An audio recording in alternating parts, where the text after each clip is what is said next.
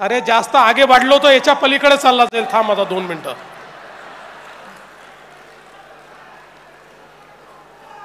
आज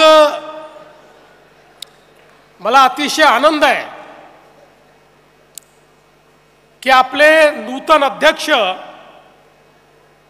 अमित साटम यांनी मुंबईमध्ये विजय संकल्प मेळावा आयोजित केला आणि आशिषजींनी जे सांगितलं ते सत्य आहे.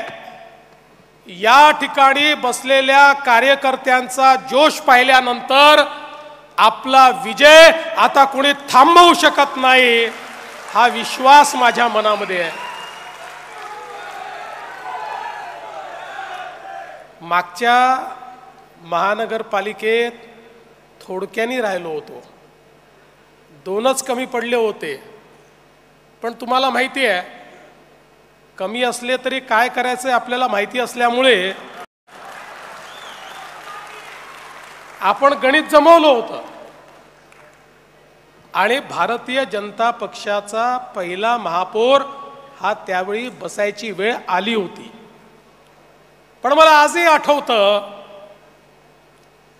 की मला फोन आला.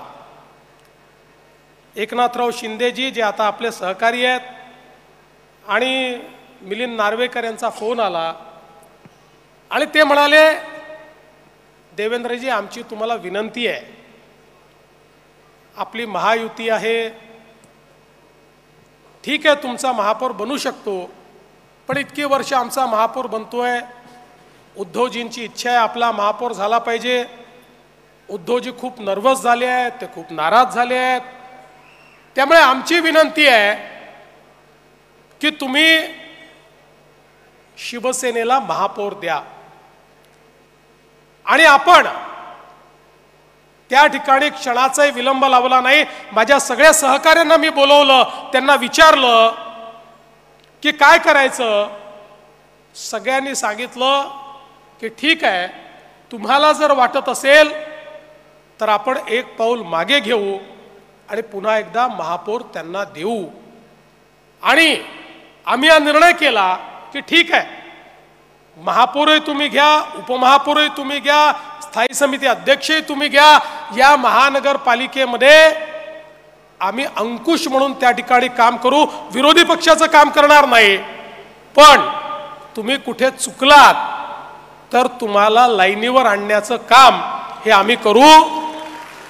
आणि आपल्या हाती असलेला महापौर हा आपण शिवसेनेला, म्हणजे तेव्हाच्या शिवसेनेला, उद्धवजींच्या शिवसेनेला त्यावेळी देऊन टाकला. आपण तर मन मोठं दाखवलं, आपल्याला वाटलं मित्राकरता कधी बलिदानही करावं लागतं, ते आपण केलं. पण 2019 आल्यानंतर विधानसभेची निवडणूक झाली आणि त्यानंतर मला गाणं म्हणावं लागलं, अच्छा सिला दिया तूने मेरे प्यार का, यार ने ही लूट लिया घर यार का.